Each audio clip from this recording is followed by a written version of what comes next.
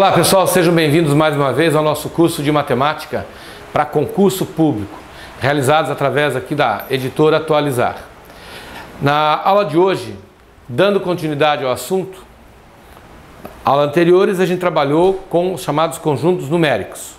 Então, dando sequência ao assunto conjuntos, nós vamos olhar agora a chamada relação de pertinência e inclusão. Então, vamos lembrar alguns detalhes que a gente viu na aula passada. Por exemplo, quando eu vou representar um conjunto, eu devo atribuir a ele uma letra maiúscula. Então, por exemplo, vamos formar aqui um conjunto chamado conjunto A. A representação desse conjunto pode, por exemplo, ser através de um sinal gráfico chamado chave. Então você coloca aqui, entre aspas, o nome do conjunto, conjunto A, sempre uma letra maiúscula, coloca aqui o sinal de igualdade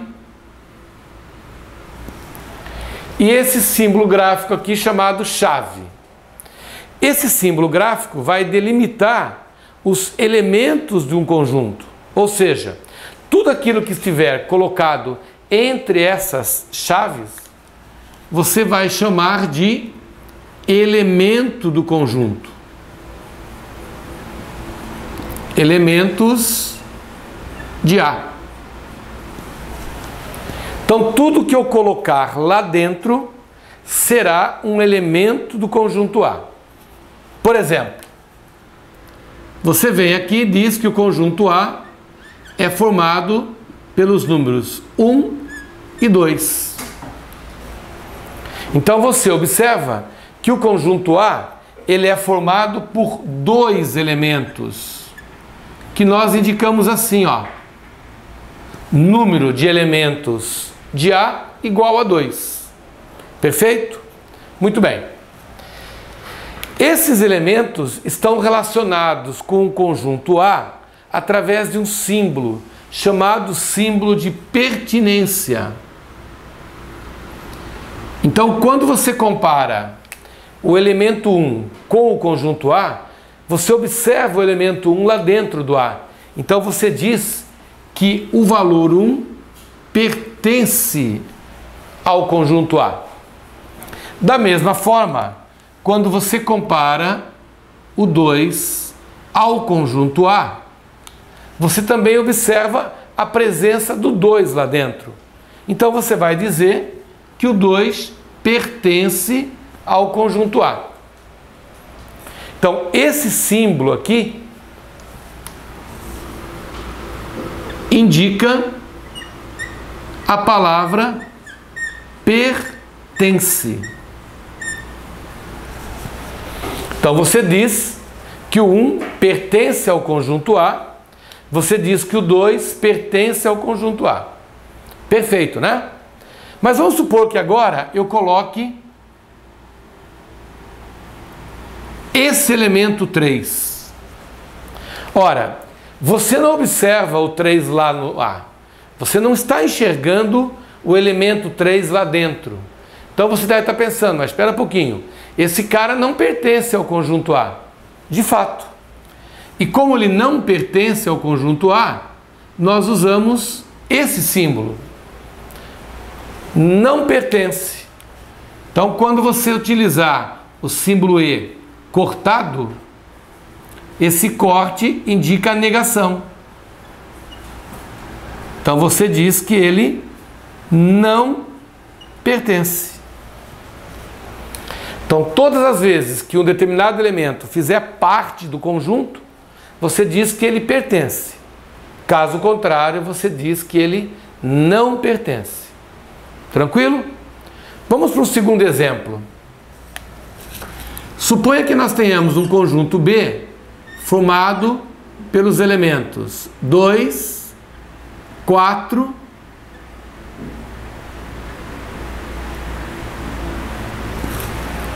e 2 chave. Ora, nesse caso, a quantidade de elementos do conjunto B é igual a 3. Porque eu identifico dentro de B 3 elementos. Quais são esses 3 elementos? O elemento 2, o elemento 4 e aqui uma novidade. O elemento 2 chave. Então aí estão os 3 elementos que fazem parte do conjunto B. O elemento 2, o elemento 4 e o elemento 2 chave. Ora, se o 2 faz parte do B, você diz que ele pertence ao B. Da mesma forma, o 4 pertence ao B. E da mesma forma, o elemento 2 chave pertence ao B. E aí você deve estar pensando, mas espera um pouquinho, eu aprendi que quando tem a chave é um conjunto. E se é conjunto, jamais eu poderia dizer pertence.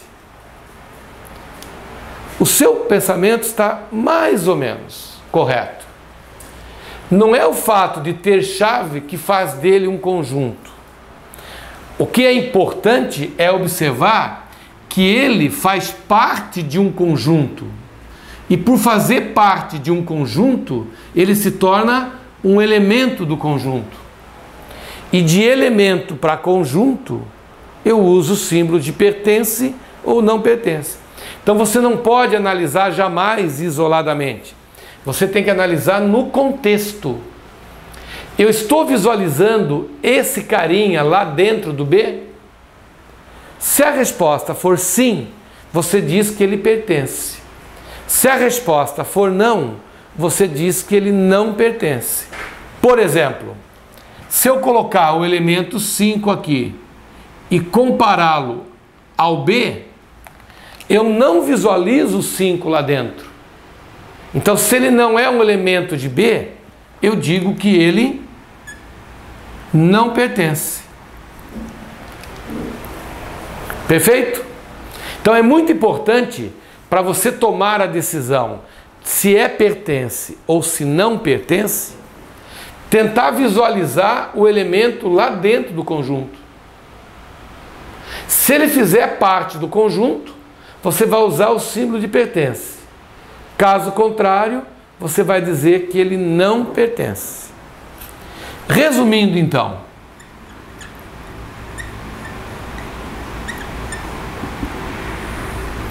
todas as vezes que eu quiser relacionar elemento com conjunto, todas as vezes que a relação for entre elemento e conjunto, eu utilizo pertence ou não pertence. Ou o cara é um elemento, e nesse caso você diz que pertence, ou ele não é um elemento, e você diz que não pertence. Somente essas duas simbologias podem ser usadas para relacionar elemento com conjunto. E, importante, o fato de ter chave não significa que ele seja um conjunto. Analisando isso nesse contexto, eu observo a presença dele no conjunto B.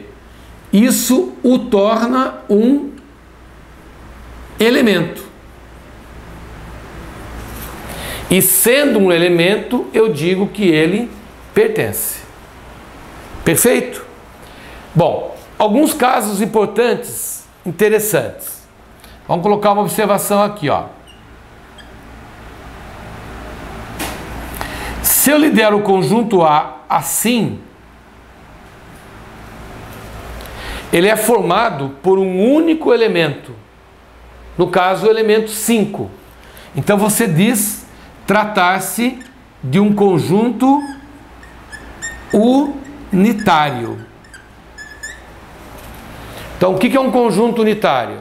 É um conjunto formado por um único elemento. Por exemplo, eu peço para você construir um conjunto formado pelos meses do ano cuja inicial é a letra F. Então você diz, bom, só existe um mês que começa pela letra F. É o mês de fevereiro. Então você acabou de construir um conjunto unitário, formado por um único mês. No caso, o mês de fevereiro. Perfeito? Outro exemplo importante são conjuntos que não têm nenhum elemento. São chamados de conjunto vazio.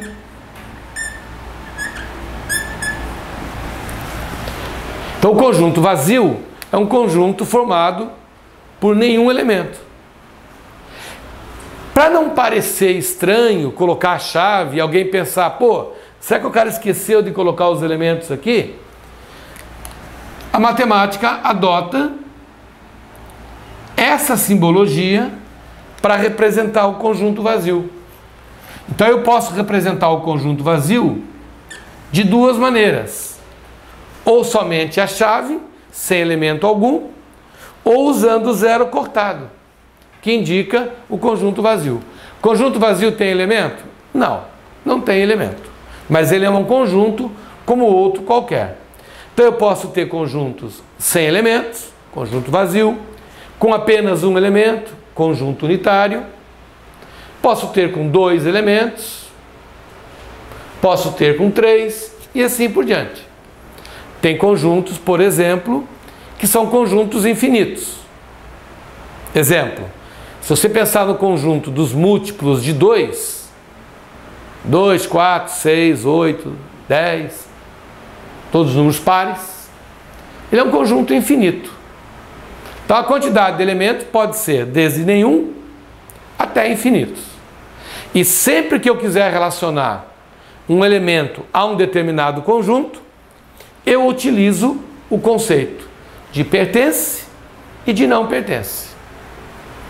Perfeito? Então, essa primeira parte nós já encerramos, que é a história da pertinência. Vamos para a segunda parte agora, que é a análise da inclusão. O que é o significado? Quais são os elementos que identificam a inclusão? Bom, para isso, nós vamos entrar com um conceito de subconjunto. Então agora, vamos definir o que é um subconjunto. Como o próprio nome já diz, sub é uma coisa derivada, proveniente de outra. Pegando um exemplo bem prático, você tira o leite da vaca. E é através do leite você vai produzir subprodutos de origem do leite. Então é como se o leite fosse o conjunto maior e a partir do leite você tira outros subprodutos, ou seja, subconjuntos. É isso que nós vamos fazer. Então, primeiro, trabalhar o conceito de subconjunto.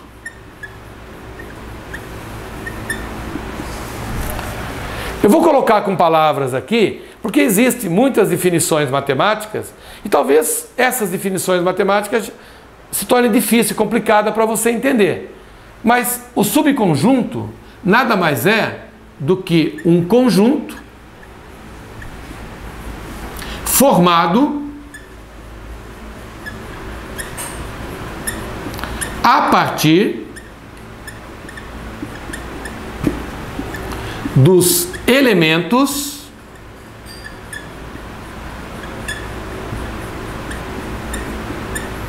de um conjunto original.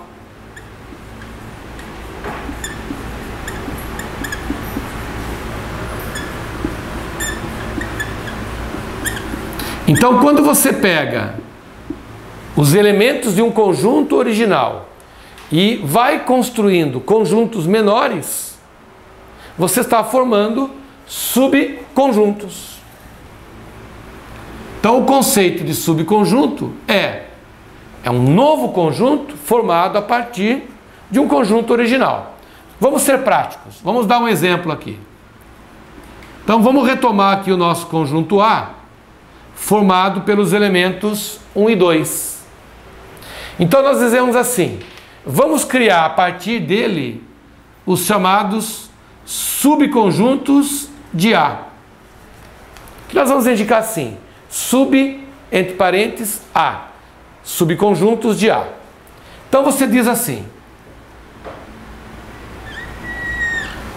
eu vou pegar o elemento 1, que é o primeiro elemento do conjunto A, e vou criar com ele um novo conjunto. Então por isso que eu estou colocando essa chavezinha. É para dizer que eu criei um conjunto a partir do elemento 1. Então você agora tem o subconjunto formado pelo elemento 1. Ora, se eu posso fazer para o elemento 1, eu posso fazer para o elemento 2. Pego o elemento, coloco uma chavezinha e eu criei o subconjunto 2. Bom, mas você deve estar pensando assim, se você pegou o 1 e pegou o 2 separadamente, você pode pegar os dois juntos? Sim. Eu posso pegar o elemento 1, o elemento 2 e formar um subconjunto com eles.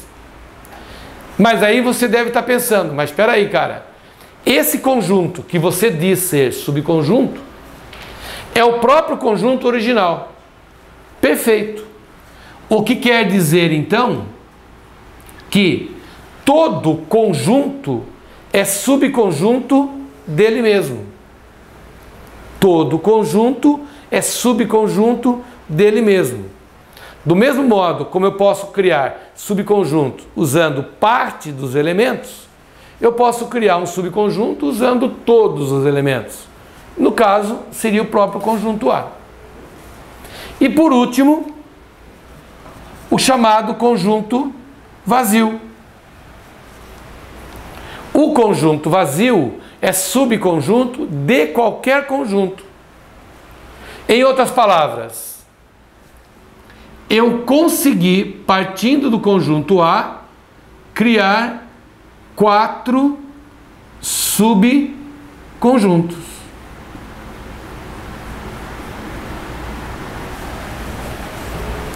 E como é que a gente chega nesse número mágico 4? É possível eu prever, antes de começar a fazer, quantos subconjuntos eu vou conseguir montar? Sim. Se nós dizemos que a quantidade de elementos de A é igual a 2, a quantidade de subconjuntos de A será 2 elevado ao quadrado. E 2 ao quadrado corresponde a 4. Então nós temos na prática 4 subconjuntos. Mas por que são 4? Porque como A tem 2 elementos, a fórmula para você calcular a quantidade de subconjuntos é 2 elevado a n, 2 ao quadrado. E 2 ao quadrado totalizam 4 subconjuntos. Quem são esses 4 subconjuntos? O subconjunto 1, o subconjunto 2, o subconjunto 1, 2 e o subconjunto vazio. Então, fica atento aí, ó. A quantidade de subconjuntos é 2 elevado a n, onde o n representa o número de elementos que o conjunto original tem. N igual a 2, porque são 2 elementos. 2 ao quadrado igual a 4. 4 subconjuntos. Quais são esses 4 subconjuntos? O 1, o 2, o 1 e o 2 e o vazio. Bom, quando nós falamos em inclusão, nós trabalhamos com 2 símbolos.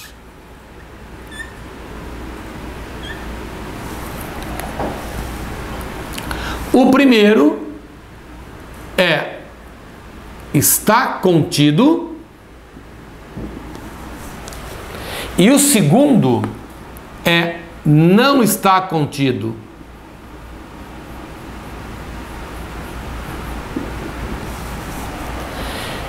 E quando que eu utilizo esse símbolo? Quando eu quero dizer que um determinado conjunto é ou não é subconjunto de outro. Por exemplo, o subconjunto 1 é um dos subconjuntos de A. Então eu digo que o subconjunto 1 está contido em A. O subconjunto 2 está contido em A. O subconjunto 1, 2 está contido em A. E o subconjunto vazio está contido em A. Esses 4 subconjuntos estão contidos em A. Agora, vamos pegar um outro exemplo. Eu venho com você aqui e lhe apresento esse conjunto. E quero que você relacione ao conjunto A. Aí você diz assim, bom, esse conjunto não é um dos 4 subconjuntos de A. Então você diz que esse subconjunto não está contido em A. Por ele não fazer parte dos subconjuntos de A, você diz que ele não está contido. Da mesma forma que se eu apresentar para você o conjunto formado pelos elementos 1 e 5 e pedir que você relacione ao conjunto A resposta é a mesma. Você vai me dizer, olha, ele não é um dos 4 subconjuntos. Portanto, ele não está contido no conjunto A. Perfeito? Então, para nós resumirmos toda essa aula, nós dizemos assim: para relacionar elemento com conjunto, eu utilizo os símbolos de pertence ou não pertence. Se ele fizer parte do conjunto, pertence. Se ele não fizer parte do conjunto, ele não pertence. Para relacionarmos conjunto com conjunto, nós utilizamos o símbolo está contido ou não está contido. Se ele for um conjunto que simbolize um subconjunto do conjunto original, você diz que ele está contido. Caso contrário, você diz que ele não está contido. Perfeito, pessoal? Então, no nosso próximo encontro, nós vamos fazer exercícios relacionados a essa parte de pertinência e inclusão. Sempre lembrando, você não esqueça de ir lá no nosso canal do YouTube, inscreva-se no canal do professor Sérgio, no canal da Editora Atualizar, nos ajude a dar continuidade a esse nosso projeto. Um forte abraço e até a nossa próxima aula.